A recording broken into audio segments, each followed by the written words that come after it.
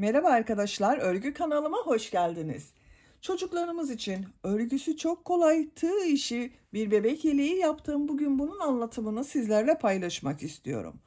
Ben bugün mavi ve beyaz renk ile bu yeleği yaptım arkadaşlar.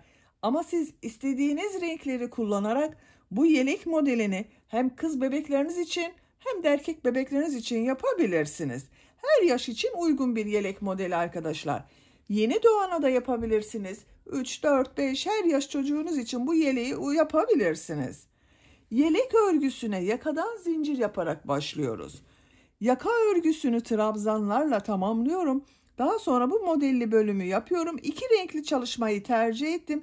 Siz isterseniz tek renk yapabilirsiniz, rengarenk yapabilirsiniz. Renk seçeneği size kalmış arkadaşlar. Bu yelek örgüsünde iplik olarak beyaz renk iplik Nakolux Minnoş Baby ipliğini kullandım. Kullandığım iplik üzerinde 100 gram iplikte 340 metre var. Bu iplikten bir yumak bitmedi. Bak bu kaldı arkadaşlar. Yarım yumak iplik yeterli. Mavi renk iplik olarak da yine aynı Nakolux Minnoş Baby ipliğini kullandım. Bu şekilde bu da bir yumak bitmedi. Yarım yumaktan biraz fazla kullandım arkadaşlar. Tığ olarak da elimin sıklığına, iplik kalınlığına göre 5 numara 3 milimetre tığ kullandım. Siz daha büyük numaralı tığ kullanırsanız yaptığınız ölçü daha büyük olacaktır. Eliniz sıkıysa arkadaşlar benimle aynı sayıda başlarsanız sizin yaptığınız ölçü daha küçük olacaktır. Bunu unutmayalım. Yaka bölümüne de 3 tane düğme yaptım bakın bu şekilde. Siz istediğiniz gibi düğmeyi kullanabilirsiniz. Örgünün ters tarafının görüntüsü böyle. Açık olarak da bu şekilde. Bitmiş olarak ölçülerini de size söylüyorum. Gövde genişliğini ölçüyorum. Kol altının buradan bak. Gövde genişlik 27 santimetre. İnç olarak ölçüyorum. 10,5 inç. Yüksekliğini ölçüyorum. Kol altının gövde yüksekliğini ölçüyorum. 22 santimetre. Tam yüksekliğini ölçüyorum. 34 santimetre. Bu ölçüde 1 yaş bebek için güzel bir ölçü oldu. Ben bugün 1 yaş bebek için yaptım bunu arkadaşlar. Dediğim gibi siz istediğiniz yaş grubu çocuklarınız için yapabilirsiniz. İpliği tığı hazırlayalım. Hep birlikte bu kolay ve güzel yeleğin örgüsünü yapalım. Örgü kanalıma abone değilseniz abone olmayı unutmayın lütfen. Örgü kanalıma abone olmak ücretsiz. Örgü kanalıma ücretsiz abone olup orada bulunan zil şeklinde dokunarak açık yaparsanız kanalıma video yüklediğim zaman ilk önce size bildirim gelir. Örgülerimden herkesten önce sizin haberiniz olur. İzlediğiniz videolarıma beğeni ve yorumlarınızı da yaparsanız çok sevinirim arkadaşlar. Hepinize kolay gelsin. İyi izlemeler.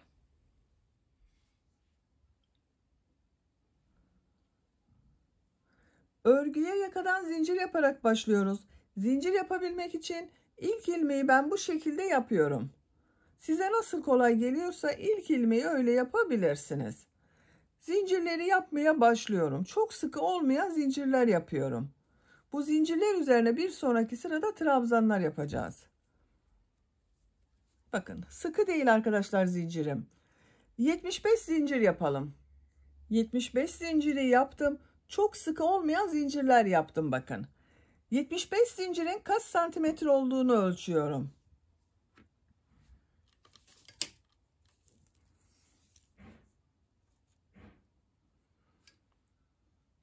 30 santimetre zincir uzunluğu var arkadaşlar. İnç olarak da ölçüyorum. İnç ölçüsünü inç ile çalışan arkadaşlar için ölçüyorum. 12 inç. Bakın. Bu zincirler üzerine trabzanlar yapacağız. Tığ üzerine iplik alıyorum.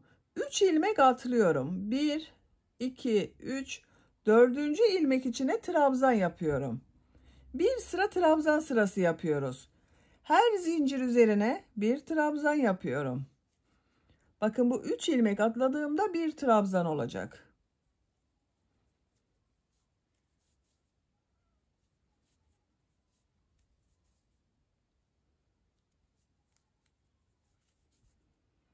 Zincirler üzerine trabzanlar yaparak sıra sonuna kadar devam edelim.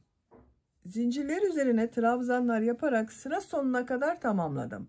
Bu bir sıra üzerinde 72 trabzan var arkadaşlar. Bu sırada yaka ayrımlarını yapacağız. İşaret yapalım isterseniz. Bakın yaka ayrımlarını 2, 4, 6, 8, 10 ilmek sayıyorum. 11. ilmeğe işaret yapıyorum. Kol içinde 14 ilmek sayıyorum. 2, 4, 6, 8, 10, 12, 14. 15.'ye işaret yapıyorum. Arka bölüm ön bölümün 2 katı oluyor arkadaşlar. Siz ön bölümü kaç ilmek yaptıysanız arka bölüm ön bölümün ikisinin toplamı oluyor. 20 ilmek sayıyorum bakın. 2, 4, 6, 8, 10, 12, 14, 16, 18, 20. 21.'ye işaret yapıyorum. Bu işaret yaptığım yerler arttırma yeri. Kol bölümü için 14 ilmek sayıyorum. Bu kolda 14 ilmek yaptım. Buraya da 14 sayıyorum. 2, 4, 6, 8, 10, 12, 14. 15.'ye işaret yapıyorum. Bakın geride kalan trabzanları sayıyorum. 2, 4, 6, 8, 10. 10 da bu ön bölümde kaldı.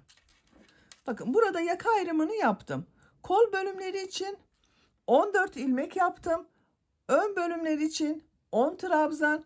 Arka bölümde ön bölümlerin toplamı 20 trabzan oldu. Bu işaret yaptığım yerlere arttırmaları yapacağız. Siz bunu 1 yaşındaki çocuk için yapıyorsanız 87 zincir ile başlayabilirsiniz. 87 zincir üzerine 84 trabzan yapabilirsiniz. Bu yaka ayrımlarında ön bölüm için 11 trabzan, kol bölümü için 18 trabzan, arka bölüm için 22 trabzan, kol bölümü için 18 trabzan, ön bölüm için de yine 11 trabzan olarak yapabilirsiniz. İkinci sıradayım. İkinci sırada trabzanlar üzerine trabzanlar yapacağız. Bu işaret yaptığım yerlere arttırma yapıyorum. Bir zincir yapıyorum, örgüyü çeviriyorum. İlk ilmek üzerine trabzan yapıyorum. Bakın bu bir zincir trabzan olmuyor arkadaşlar. Yaptığım bu bir trabzan. Diğer ilmeklere trabzan yaparak devam ediyorum. Sayalım isterseniz. 1, 2, 3, 4, 5, 6, 7, 8, 9, 10. Bakın 10 trabzanı ön bölüm için yaptım. Bu işareti çıkarıyorum. İşaret yaptığım bu ilmeğe arttırma trabzanları yapıyorum.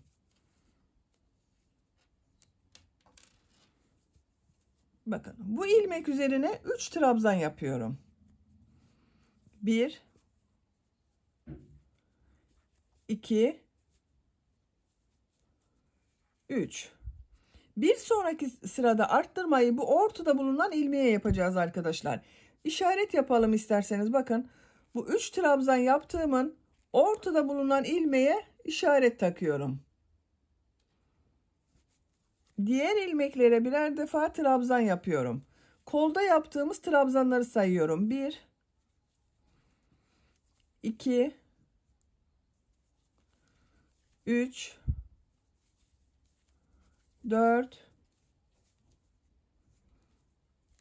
5, 6, 7, 8, 9, 10,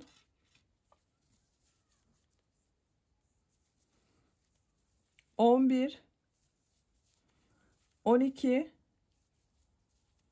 13, 14. Bakın iki işaret arasına 14 trabzanı yaptım. Bu işaret yaptığım ilmek üzerine 3 trabzan yapıyorum.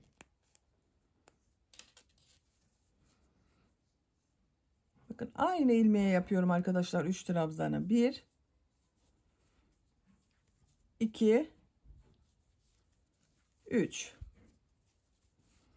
Bir sonraki sırada bu ortada bulunan ilmek üzerine arttırma trabzanı yapacağız. Bakın ona işaret yapıyorum.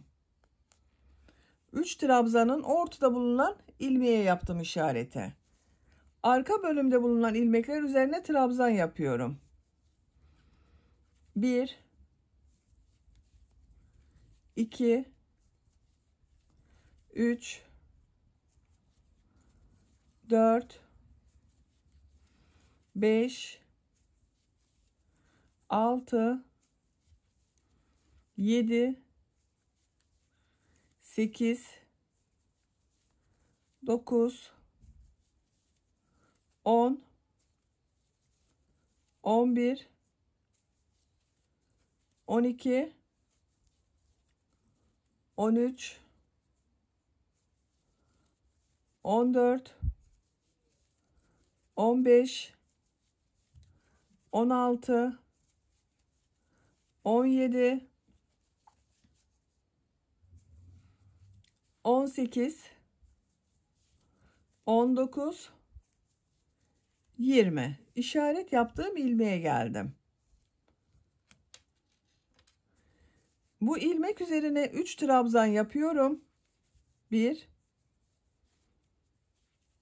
2 3. Bakın 3 trabzanı yaptım. 3 trabzanın ortada bulunan ilmeğe bir sonraki sırada yapacağım arttırma için işaret yapıyorum. Burada bulunan ilmekler üzerine trabzan yaparak devam ediyorum. 1 2 3 4 5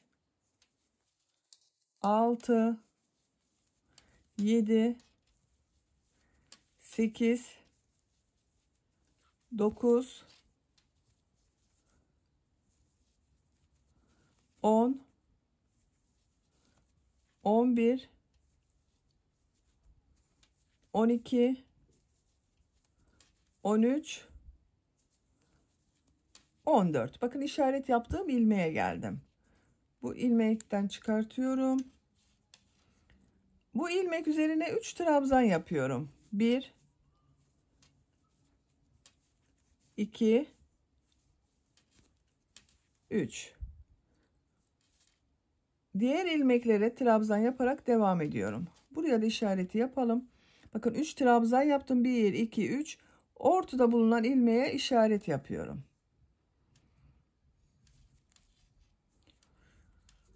1 2 3 4 5 6 7 8 9. Bakın 10. trabzanı bu 3 ilmek atlayarak yaptığım trabzan vardı.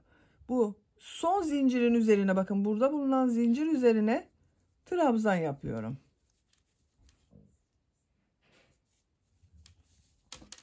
Bakın arkadaşlar, ikinci sırada arttırma yerlerinde arttırmalar yaptım. Bu arttırma ilmeklerinin üzerine 3'er trabzan yaptım. Bu sırada da bu işaret yaptığımız ilmekler üzerine 3'er trabzan yapacağız. Bakın görüntüsü böyle. Üçüncü sıradayım. Bir zincir yapıyorum, örgüyü çeviriyorum. İlk ilmek üzerine trabzan yapıyorum. Diğer ilmeklere trabzan yaparak devam ediyorum. Arttırma yapacağımız ilmeğe kadar trabzanları yapıyorum.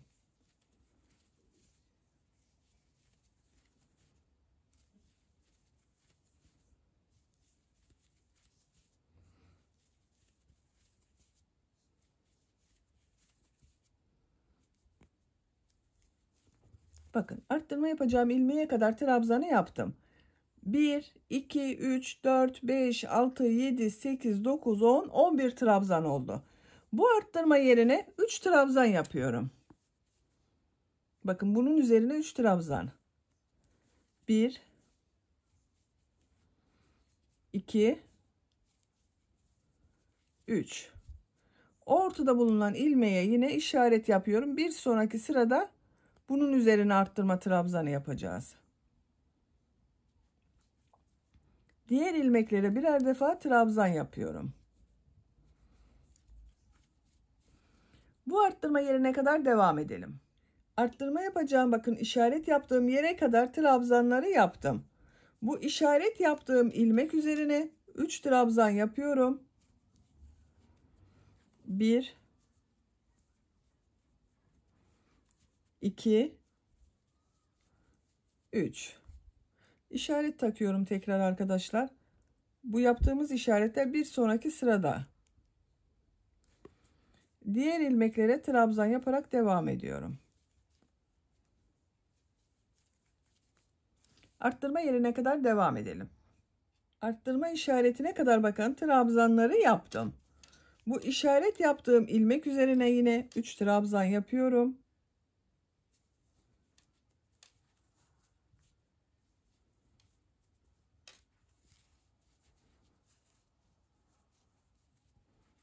Bakın aynı ilmeğe 3 trabzan yaptım. Ortada bulunan ilmeğe işaret takıyorum. Diğer ilmeklere birer defa trabzan yapıyorum.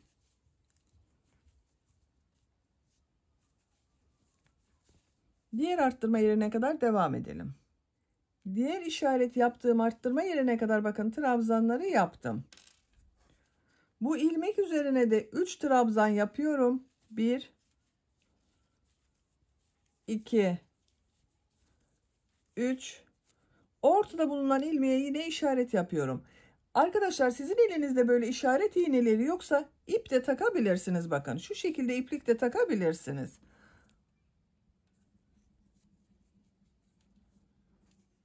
Bakın burası orta nokta. Diğer ilmekler üzerine birer defa trabzan yapıyorum. Sıra sonuna kadar trabzanlar yapıyorum. Benim elim alıştığı için işaret iğneleri takmadan yapıyorum arkadaşlar. Takılan, yani bu iş arttırma yapacağımız ilmekte şaşıran arkadaşlar olur diye ben işaretli gösteriyorum.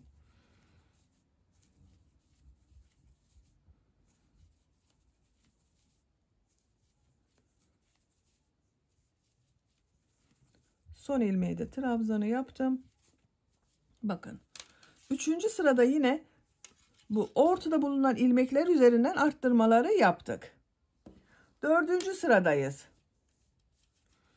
Bir zincir yapıyorum, örgüyü çeviriyorum. İlk ilmek üzerine trabzan yapıyorum. Diğer ilmekleri de trabzan yaparak devam ediyorum. İşaret yaptığım bu ilmeğe kadar devam edelim. İşaret yaptığım ilmeğe kadar trabzanları yaptım. Bakın bu iplik ile işaret yaptığım ilmeğe de 3 trabzan yapıyorum. 1, 2, 3. Ortada bulunan ilmeğe yine işaret yapıyorum. Bir sonraki sıra için yerini belirliyorum.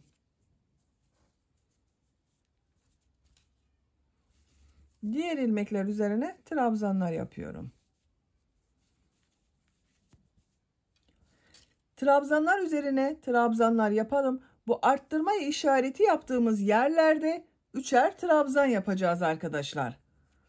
Sıra sonuna kadar devam edelim. Bir zincir yapıp geriye dönelim. Roba örgüsü bu şekilde devam edecek. Bu arttırma işaretleri bakın. Buralarda 3 trabzan yaptım. Bu 3 trabzanın ortada bulunan ilmekler üzerine arttırmaları yapıyoruz. Roba yüksekliğini yapacak olduğunuz bebeğin büyüklüğüne göre tekrarlayarak tamamlayalım. Yaka örgüsünü 11 sıra olarak yaptım arkadaşlar. Sayıyorum. 1, 2, 3, 4, 5, 6, 7, 8, 9, 10, 11. Santimetre olarak da ölçüyorum. Bakın 10 santimetre yükseklik var. İnç olarak ölçüyorum. 4 inç. Benim yapacağım ölçü için yeterli. Siz daha büyük çocuk için yapıyorsanız bir sıra daha bu arttırmalar yaparak devam edebilirsiniz. Bu sıradan itibaren kol bölümünü gövde bölümünden ayıracağız. Örgüye gövde bölümü ile devam edeceğiz. Bir zincir yapıyorum, örgüyü çeviriyorum. İlk ilmek üzerine trabzan yapıyorum. Diğer ilmekleri de trabzan yaparak devam ediyorum. Bu arttırma yaptığımız ilmeğe kadar devam edelim. Ön bölümün trabzanlarını yaptım. Arttırma yapacağım bu ilmekteyim. Bu ilmek üzerine 2 trabzan yapıyorum. Bir zincir yapıyorum. Çok sıkı yapmadım zinciri. Tığ üzerine iplik alıyorum. Kol için bak bu trabzanları atlıyorum. Kol ile arka bölümü ayıran bu arttırma yerine 2 trabzan yapıyorum. Bak, arttırma ilmeği üzerine 2 trabzan yaptım. Diğer ilmeklere birer defa trabzan yapıyorum.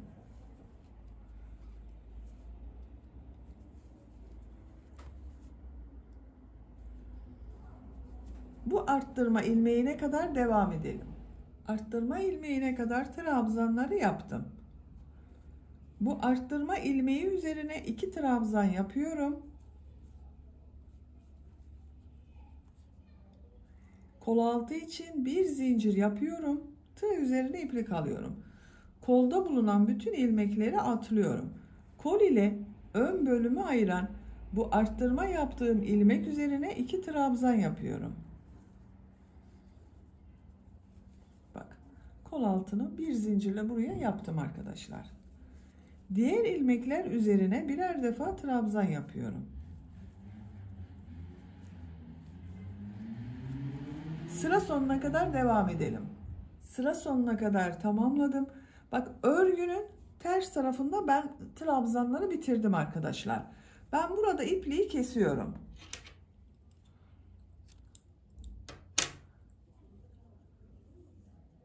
İlmeği bak içinden çektim. Bu şekilde oldu. Örgünün düz tarafı burası. Bak, buradan belli oluyor. Yaka başlangıcından düz görünüyor. Burası ters tarafı. Siz istediğiniz tarafı tabii ki düz taraf olarak kullanabilirsiniz. Mavi renk iplik ile model yerleştirmesine başlıyorum. Bak şöyle arkadaşlar. Örgünün ters tarafına denk geldi benim. Eğer siz benden bir sıra fazla yaptıysanız, bu yaka başlangıcını burayı bir sıra fazla yaptıysanız sizin örgünün ters tarafındadır. O zaman iplik kesmenize gerek yok. İpliği burada ilmek rengi değiştirerek devam edebilirsiniz. Ama benim ters tarafta oldu. Onun için ipliği kestim. Bak, örgünün ters tarafından başlıyorum modele. Buradan bir ilmek yapıyorum. Zincir yaptım. Aynı ilmek içine bir trabzan yapıyorum. Bak, burada arttırma yapmıyorum arkadaşlar. Tek trabzan, bak, bir ilmek içerisine bir trabzan yaptım. Tığ üzerine iplik alıyorum. Bir ilmek atlıyorum. İkinci ilmek içine 3 trabzan yapıyorum.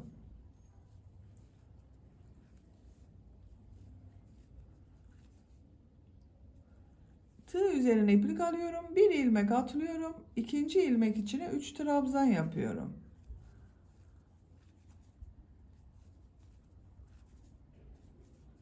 Bir ilmek atlıyorum. İkinci ilmek içine 3 trabzan yapıyorum. Bu şekilde. Sıra sonuna kadar devam edelim. Modelleri yaparak sıra sonuna kadar tamamladım. Sıra sonunda bir ilmek atlıyorum. Son ilmek üzerine trabzan yapıyorum. Bak, sıra başında da bir trabzan ile başladım. Sıra sonunda bir trabzan ile bitirdim. Bak, örgünün düz tarafı burası arkadaşlar. Model sırasının ilk sırasını yaptık. Bak, böyle oldu. Bir zincir yapıyorum. Örgüyü çeviriyorum. İlk ilmek üzerine trabzan yapıyorum. Bu sırada model kurulumun arkadaşlar, bak, burada 3 trabzan yaptım. Bu boşluğa bir trabzan yapıyorum. Bu trabzanı boşluktan alıyorum, trabzan yapıyorum. Diğer boşluğa yine bir trabzan yapıyorum. Bak, bir trabzandan sonra tığ üzerine iplik alıyorum. Bu 3 trabzanın, bak, bu boşluğa trabzan yapıyorum. Tekrar bak, tığ üzerine iplik alıyorum. Ortada bulunan bu trabzana şu şekilde tığ boşluğa takıyorum. Trabzan yapıyorum. Bunu biraz uzun yaparsanız daha güzel görünür. Tekrar bak tığ üzerine iplik alıyorum. Bu boşluğa trabzan yapıyorum. Bak buraya yine 3 trabzan oldu. Ama ortada bulunan trabzanı boşluktan alarak yaptım. Tığ üzerine iplik alıyorum. Bak diğer modelde boşluktan üzerine trabzan yapıyorum. Ortada bulunan trabzanı boşluktan alıyorum. Trabzan yapıyorum. Tekrar bu boşluğa trabzan yapıyorum. Bak tığ üzerine iplik alıyorum.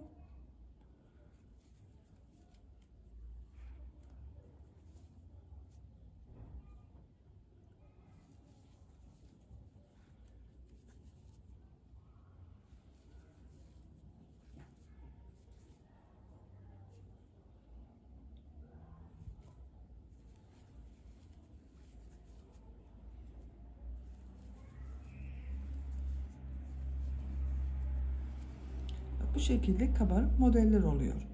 Sıra sonuna kadar devam edelim. Sıra sonuna kadar tamamladım. Son ilmek üzerine trabzan yapıyorum. Bakın arkadaşlar. Model böyle oldu. Kabarık görüntü oldu. Bu kabarık görüntünün düz tarafta olması gerekiyor. Onun için ben bu mavi renk iplik ile bu model yerleştirmesini ters taraftan yaptım. Bak düz taraftan kabarık model oldu. Bu sırada ben renk değiştiriyorum. Tekrar beyaz renk ipliğe başlıyorum. Siz bunu rengarenk yapabilirsiniz. Tek renk yapabilirsiniz. 2 renkli, 3 renkli istediğiniz renk sıralamasını yapabilirsiniz. Bak burada ilmek rengini beyaz yapıyorum. Şu şekilde içinden çektim. Bir zincir yapıyorum. Örgüyü çeviriyorum. Bu ilk ilmek üzerine trabzan yapıyorum. Bak bu sırada örgünün ters tarafındayım. Bunu yine buradan bir trabzan yapıyorum. Bu boşluktan alarak yaptığım trabzanı bu sırada ters taraftan alarak trabzan yapıyorum. Bak tığ üzerine iplik alıyorum. Bu boşluğa bir trabzan yapıyorum. Bak düz trabzan yaptım. Bu trabzanı ters taraftan boşluktan alıyorum. Trabzan yapıyorum. Boşluğa bir trabzan yapıyorum. Bak diğer modelde buraya bir trabzan yapıyorum. Bu boşluktan alarak yaptığım trabzanı ters taraftan boşluktan alıyorum. Trabzan yapıyorum.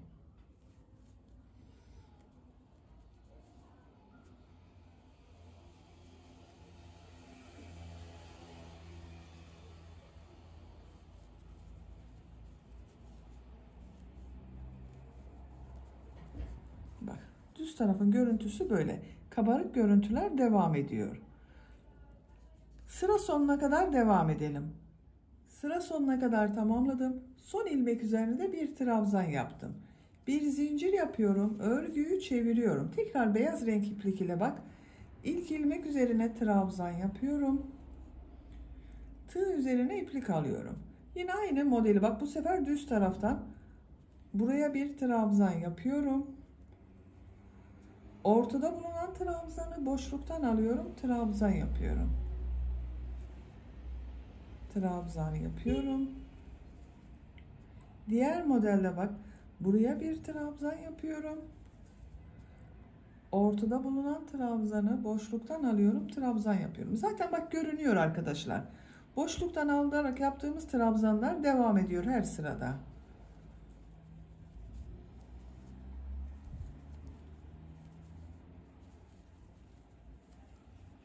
Bak. Sıra sonuna kadar devam edelim. Sıra sonunda isterseniz mavi renk iplik ile bak ben kesmedim. Burada bekletiyorum ipliği. Ben mavi renk iplik ile devam ediyorum. Siz her iki sırayı bir renk yaparak da rengarenk bir örgü yapabilirsiniz. Bak. Model bu şekilde. Gövde bölümünün örgüsünü tercihinize ve yapacak olduğunuz çocuğun büyüklüğüne göre istediğiniz kadar sıra sayısını tekrarlayarak tamamlayalım. Gövde bölümünün örgüsünü 22 sıra olarak tamamladım. Bak sayıyorum. Her renk ile ikişer sıra yaptım arkadaşlar. 2, 4, 6, 8, 10, 12, 14, 16, 18, 20, 22. Benim yapacağım ölçü için bu yükseklik yeterli. Santimetre olarak da ölçüyorum. Bak, kol altının buradan yüksekliğini ölçüyorum. 22 santimetre. Siz daha uzun olsun istiyorsanız 1-2 sıra devam edebilirsiniz. Bu sıradan itibaren ön patları yapmaya başlıyorum. Bak, iplik burada. Bu ön patta bir sıra sık iğne yapıyorum. Bu ilk ilmek içine sık iğne yapıyorum. Bak, aynı yere bir sık iğne daha yapıyorum. Her trabzan sırasına sık iğne sayısını ayarlarsanız daha düzgün görünecektir.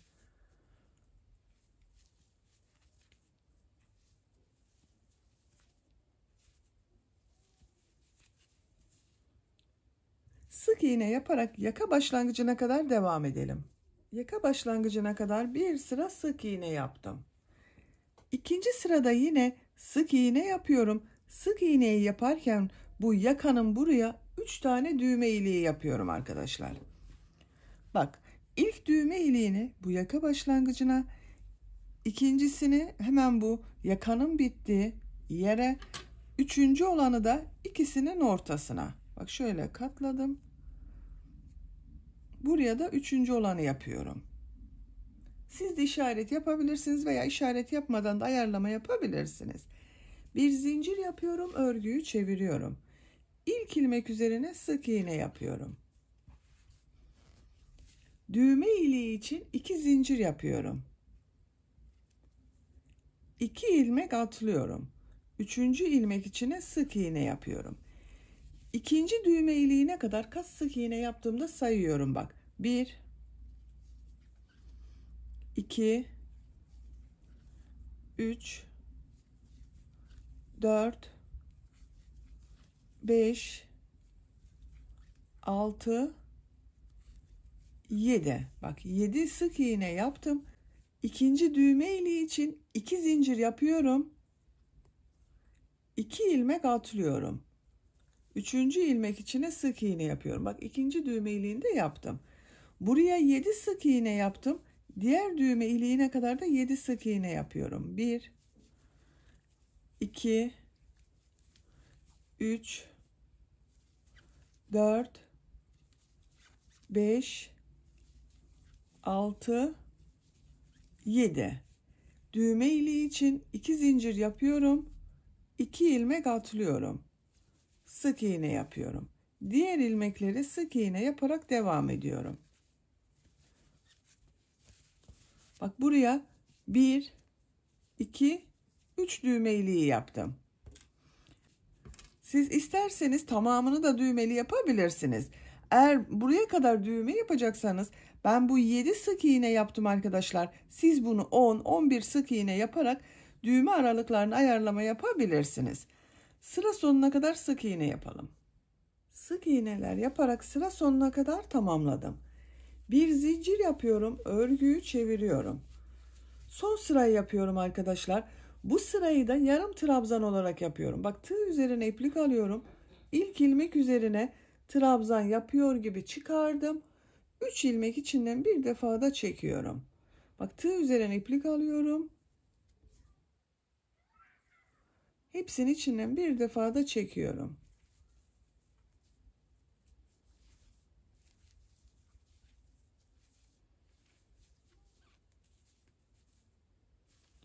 Bu düğme iliği yaptığımız yere kadar devam edelim. Bak, bu düğme iliği yaptığım yere kadar yarım trabzanlar yaptım. Bu 2 zincirin üzerine 2 yarım trabzan yapıyorum. Diğer ilmeklere birer defa yarım trabzan yapıyorum.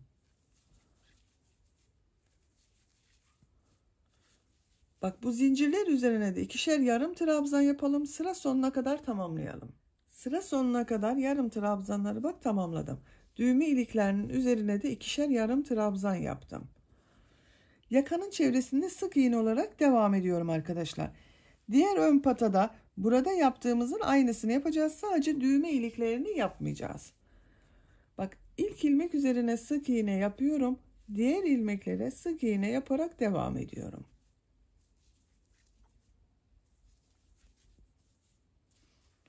Buraya kadar devam edelim. Yaka çevresinde sık iğne yaparak bak diğer uca kadar tamamladım. Bu ipliği burada bekletiyorum arkadaşlar. Buraya 2 sıra sık iğne yapıyorum. İpliğin diğer ucunu elime alıyorum. Bak böyle devam edebilirsiniz ama bu görüntünün burası gibi düzgün görünmesi için bu son sırayı bu beklettiğim iplik ile yapıyorum ben. Yaka başlangıcından ilmek yapıyorum. Bak şu şekilde mavi renk ile ilmek yaptım. Sık iğne yapıyorum.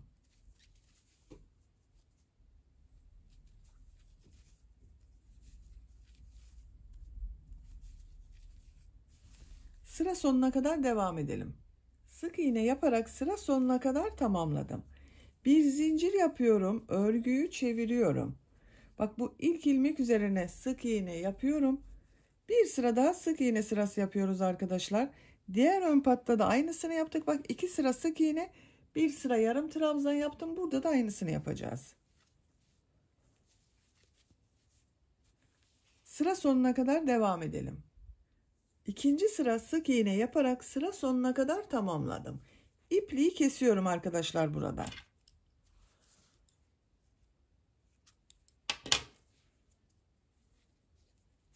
Bak diğer ipliği burada bekletiyordum. Bu iplik ile devam ediyorum.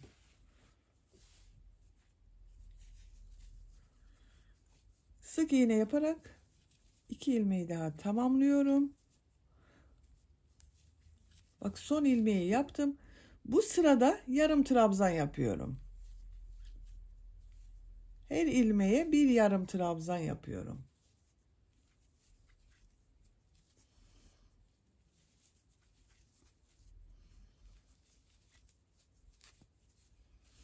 Sıra sonuna kadar devam edelim. Yarım trabzan yaparak sıra sonuna kadar tamamladım. Bak görüntüsü böyle oldu. 2 sıra sık iğne, bir sırada yarım trabzan yaptım. Bak ipliği burada bekleterek son sırayı devam ettiğim için buranın görüntüsü daha düzgün oldu arkadaşlar. İpliği kesiyorum.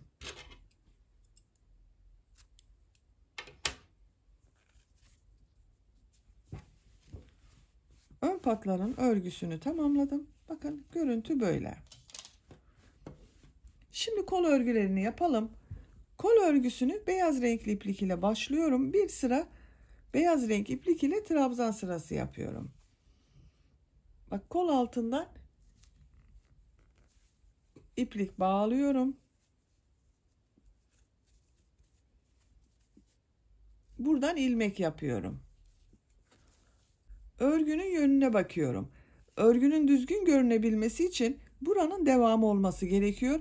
Şu şekilde çeviriyorum. Siz benden bir sıra fazla yaka bölümü yaptıysanız çevirmenize gerek yok. Bu şekilde devam edebilirsiniz. Tığ üzerine iplik alıyorum. Bak bu arttırma ilmeğinin üzerine 2 trabzan yapıyorum kol bölümü için. Diğer ilmeklere birer defa trabzan yapıyorum.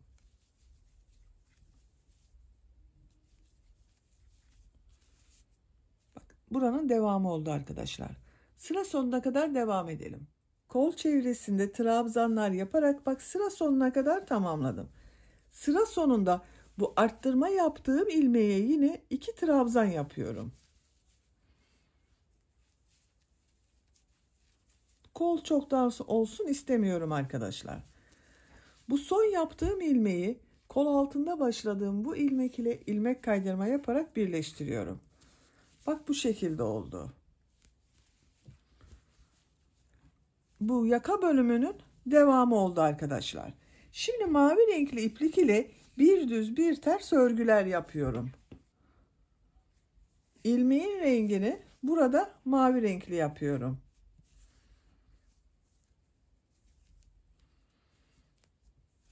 İki zincir yapıyorum. Bak örgüyü çeviriyorum.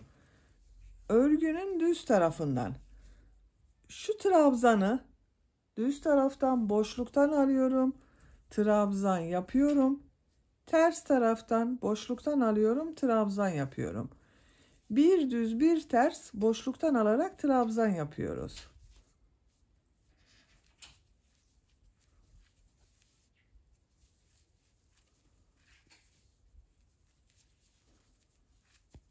Bu şekilde. Sıra sonuna kadar devam edelim. Bir düz bir ters boşluktan aldım, trabzan yaptım, sıra sonuna kadar tamamladım. Bak son trabzanda düz taraftan boşluktan alarak trabzan yaptım. Beyaz ipliği iç tarafa alıyorum.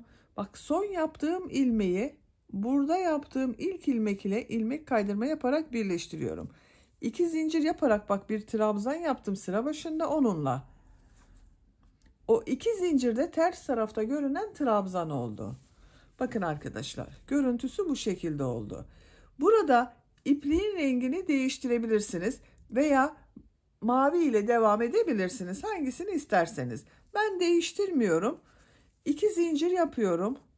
Bu sırada bu trabzanları nasıl görüyorsam o şekilde boşluktan alarak trabzan yapıyorum.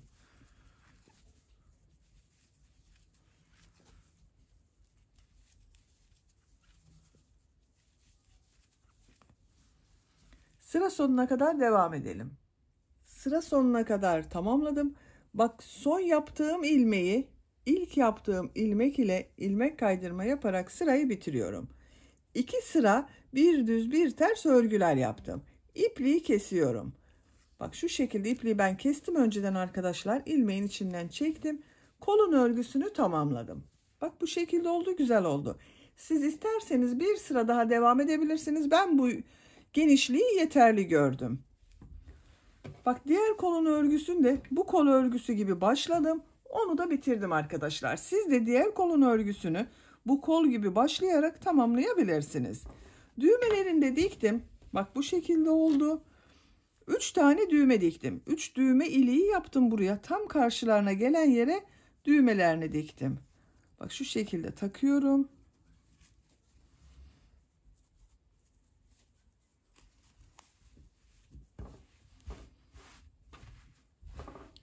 Çok güzel oldu gördüğünüz gibi. Böylece bitirdim arkadaşlar. Size ölçülerini söylüyorum. Bitmiş olarak gövde genişliğini ölçüyorum. 27 santimetre. Yüksekliğini ölçüyorum. Kol altından yükseklik 22 santimetre. Tam yüksekliğini ölçüyorum. 34 santimetre. Bu ölçüde 1 yaş bebek için güzel bir ölçü oldu. Bebeğiniz kilolu bir bebekse 6 aylık bebek için olur. Kilolu bir bebek değilse 1-2 yaş arası çocuklar için çok güzel ölçü oldu. Arka görüntüsü de bakın bu şekilde. Bir örgü anlatımının daha sonuna gelmiş oldum. Beni dinlediğiniz ve izlediğiniz için hepinize çok teşekkür ederim. Örgü kanalıma abone değilseniz abone olmayı unutmayın lütfen. Örgü kanalıma abone olmak ücretsiz. Örgü kanalıma ücretsiz abone olup orada bulunan zil şeklinde dokunarak açık yaparsanız kanalıma video yüklediğim zaman ilk önce size bildirim gelir. Örgülerimden herkesten önce sizin haberiniz olur. İzlediğiniz videolarıma beğeni ve yorumlarınızı da yaparsanız çok sevinirim arkadaşlar.